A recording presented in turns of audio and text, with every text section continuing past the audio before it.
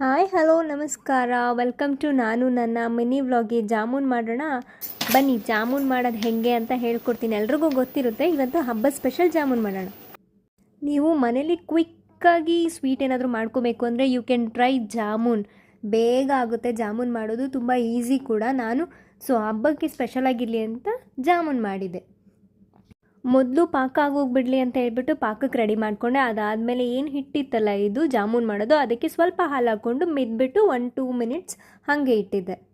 ಕಲಸಾದ್ಮೇಲೆ 1-2 minutes ಹಾಗೆ ಇಟ್ಟರೆ ಅದು ಸ್ವಲ್ಪ ಸಾಫ್ಟ್ ಆಗುತ್ತೆ. ಅದು ಸಾಫ್ಟ್ ಆದಮೇಲೆ ನಾನು ರೌಂಡ್ ಆಗಿ ಬಾಲ್ಸ್ಗಳನ್ನ ಮಾಡಿ ಇಟ್ಕೊಂಡಿದ್ದೀನಿ. ಅದಾದಮೇಲೆ ಈ ಸಕ್ಕರೆ ಪಾಕದ ಒಳಗಡೆ ಏಲಕ್ಕಿ ಕಾಯಿ ಹಾಕೋದು ಮರ್ತೋಗ್ಬಿಟ್ಟಿದ್ದೀನಿ. ಅದಾದಮೇಲೆ ಏಲಕ್ಕಿ ಕಾಯಿನ ಹಾಗೆ ಕುಟ್ಬಿಟ್ಟು ಪಾಕದ ಒಳಗಡೆ ಹಾಕಿದೆ.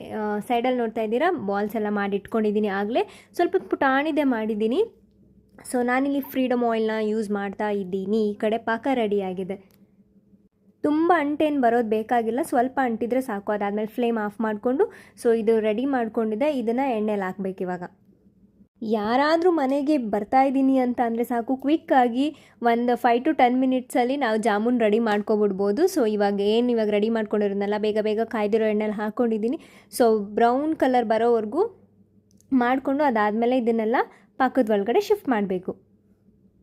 ಸಕ್ಕರೆ ಪಾಕ ಬಿಸಿ ಇದ್ದಾಗ ಹಾಕೋಕೆ ಹೋಗಬೇಡಿ, ಯಾಕಂದರೆ ಜಾಮೂನೆಲ್ಲ ಒಡೆದೋಗುತ್ತೆ. ಇದು ತುಂಬ ತಣ್ಣಗೆ ಆದಮೇಲೆ ಇದನ್ನು ಏನು ಎಣ್ಣೆಲೆಲ್ಲ ಹಾಕಿ ಎತ್ತಿಟ್ಕೊಂಡಿದ್ದೀರ ಅದನ್ನು ಅದರೊಳಗಡೆ ಹಾಕ್ಕೊಬೇಕು. ನನಗೇನು ಅಡುಗೆ ಮಾಡೋಕ್ಕೆ ಬೇಜಾರು ಅನಿಸಲ್ಲ. ಯಾಕೆ ಗೊತ್ತಾ, ಅಡುಗೆ ಮಾಡಬೇಕಾದ್ರೆ ಈ ಥರ ವೀಡಿಯೋಸ್ನೆಲ್ಲ ಮಾಡಿಟ್ಕೊಂಡಿದ್ದೀನಿ. ಯಾಕಂದರೆ ನನಗೆ ಇನ್ನೊಂದು ಸರಿ ನೋಡೋಕ್ಕೆ ಸಿಗುತ್ತೆ ಈ ವಿಡಿಯೋ. ಅಪ್ಲೋಡ್ ಮಾಡಿದ್ರೆ ನೀವು ಕೂಡ ನೋಡ್ಬೋದು. ಅದಕ್ಕೆ ನಾನು ವೀಡಿಯೋ ಮಾಡಿಟ್ಕೊಂಡು ನಾನಿವಾಗ ಅಪ್ಲೋಡ್ ಮಾಡ್ತಾಯಿದ್ದೀನಿ. ಫೈನಲಾಗಿ ಜಾಮೂನ್ ರೆಡಿಯಾಗಿದೆ. ಇವಾಗ ಶಾನ್ವಿಕಂಗೆ ತಿನ್ನೋಕೊಡೋಣ. ಇದೇನು ನೋಡಿಲ್ಲಿ, ಏನದು